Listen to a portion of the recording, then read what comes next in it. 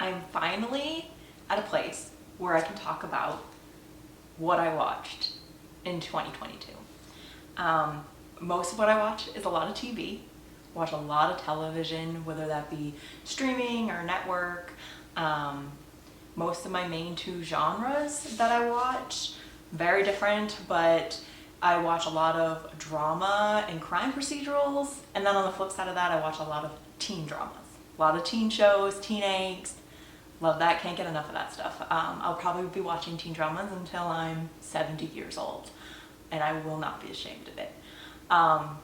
This is a video that I've been wanting to make for a really long time. I keep a really extensive spreadsheet of everything that I watch that includes when I watch every episode and everything. I'm not going to go through all 1,682 episodes of television that I watched in 2022, but I thought that it would be really fun to share and go through all of the different shows that I watched, the genres, and kind of what I was feeling in 2022. And then later on, I'm going to make a video about what I plan to watch in 2023 and what I want that to look like, which I think will be very exciting. For a majority of 2022, I was living with my parents at home. One of the benefits of that was that they have actual satellite TV, not just streaming. They have DirecTV, so I was able to take advantage of that. And in doing that, I watched some television that is not currently available on streaming, especially network shows. So you'll see a lot of what I got caught up on and what I spent my time on this year was watching some big network franchises. Really trying to get caught up on current and tentpole TV shows that are still on the air. But I'll start with what I finished. I finished this year, I finished a couple TV shows, not as much as I want. My list is pretty extensive because I started and continued watching a lot of things but didn't really finish a whole lot this year. So starting with what I finished Bull, which I think is a really interesting premise, but I don't know that the execution really came through. I would much rather prefer to see Michael Weatherly stay on NCIS, but that's another story.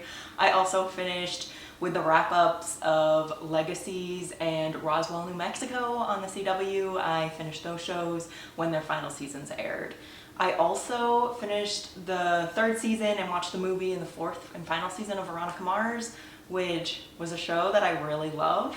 Not really happy with the ending, and I wish that there were like 3 more seasons of it from the high school perspective because I thought that was so good and that was something that was right up my alley and I really loved. I also watched with my parents and my family, I watched 1883 and Ozark, which we finished. I thought Ozark was a great show, a great drama side, and I want to get more into the nitty-gritty and prestige drama shows. I think that that's something that I'm looking to do in 2023 and is definitely on my list. In 2022, I also started a couple series, some big series. So I actually started Law & Order and Law & Order SVU. I mostly watched Law & Order because I'm trying to watch the whole entire franchise in order. So I watched over 200 episodes of the original Law & Order.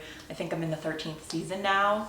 And that I've really enjoyed. I think that where it differs from a lot of crime shows with the court procedural part, I find very fascinating, and I like that side of things. I'm really looking forward to getting into more of the franchise and especially into Law & Order SVU more in 2023. I also started NCIS Los Angeles from the beginning.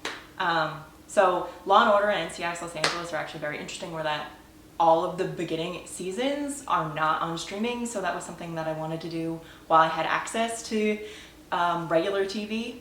So I've watched I think through season 10 of NCIS Los Angeles, and I've really liked that. I think it's a bit different than regular NCIS and NCIS other spin-offs. I love that they have the core cast stays intact has stayed intact now for the entirety of the show, and I think that makes it really interesting. They do a really good job of tying storylines through pieces that get left 3 seasons ago come back up in these integral, like, recurring characters. I think they do an excellent job of that, and I'm really excited to get caught up there as well. I've also started and am current on all 3 of the FBI shows, so FBI, FBI Most Wanted, and FBI International. I, as you can tell, really like the crime franchise. I'm deep now into the Dick Wolf universe, as I'm also current on all of the One Chicago shows, so I'm really getting the taste for the Dick Wolf universe and all of his franchises of television. I also started an iconic drama, Desperate Housewives, which is just such a time capsule, but also sets such a precedent for dramas that came after it. I've seen the first 2 seasons and I am looking forward to finishing that as well. As I mentioned, I didn't do an excellent job at staying current with a lot of shows that I was already watching or had started watching, but there are a few that I did stay current with and am currently current with on TV. 2 of those are All American and All American Homecoming. I think that those are the best teen dramas on network TV right now. I don't know if that's a hot take or not. I think that they do an excellent job with the drama and the relationships and the friendships. And now that regular All American is in college now, I think that they've done a great job at like staying consistent with that and keeping up with that. It's a pitfall for a lot of other teen dramas that hasn't been for this franchise. And they're doing some fresh and exciting things. I'm really excited to see where they take that in 2023. I'm also current on Big Sky, which is a show that I watch with my parents, and it's one of the main like drama shows that I watch right now that's on network TV. With Big Sky, I really like that they take cases for chunks of the season and not just every episode is a different case. I think that that's a formula that more shows should follow, and I hope to see more of with other shows going forward. As I mentioned before, I'm also caught up on the One Chicago franchise, so Chicago Med, Chicago Fire, Chicago PD, also on original NCIS and NCIS Hawaii, as well as Grey's Anatomy, Station 19. Those are my staples. I'm always caught up on that. Also caught up on Bridgerton, watched the 2nd season and I loved it. I'm really looking forward to season 3. Another teen drama that I think is really great that I was excited for this year was Pretty Little Liars Original Sin. I thought that the twist into the horror genre was really excellent, and I'm excited to see where they take that into the next season, and especially focusing on summer and staying in that horror genre. I think it just is something that brings something different to the teen drama table.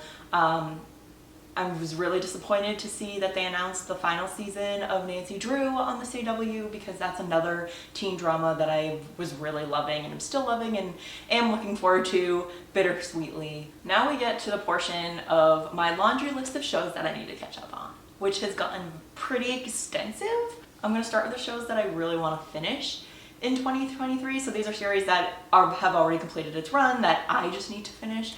So the first one is Dawson's Creek. I really, really loved the beginning of the show, and through spoilers and just the cultural zeitgeist, I kind of know that season 3 is its pinnacle and is what I'm gonna love the most. So now that I'm in season 4, I'm kind of dreading finishing it, but need to force myself to do that. I also want to catch up on Degrassi: The Next Generation. That's just a staple teen show that I want to watch. I have previously seen Degrassi High and Degrassi Junior High, and so then once I finish Degrassi Next Generation, I'm going to watch Degrassi Next Class. So I just really kind of need to get myself through that. I also want to finish How to Get Away with Murder, which I have just a couple episodes left on, and kind of in a similar vein as Dawson's Creek. I don't really want to finish it. I really, really enjoyed the first couple of seasons, and I kind of want to stay with that, but I'm going to force myself to finish it.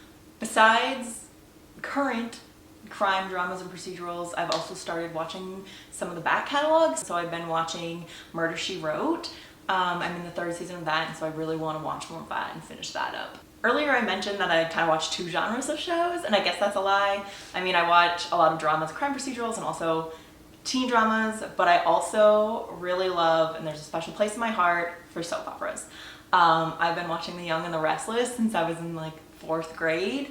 So I'm caught up on that, and I'm going to stay caught up on that. I also started watching during the pandemic and want to get caught up and continue watching. I started watching 2 British soap operas, Coronation Street and Hollyoaks, which the British soaps, man, they're much crazier than US soaps. They give the US soaps a run for their money. 1,682 episodes of television sounds like a lot, but I feel like as I'm going over it, I feel like I didn't really watch anything, and I think that's probably because a big chunk, like almost half of that count, came from 3 shows, came from The Young and the Restless, Law and Order, and NCIS Los Angeles. So I still feel like I didn't really watch a whole lot of television last year in 2022.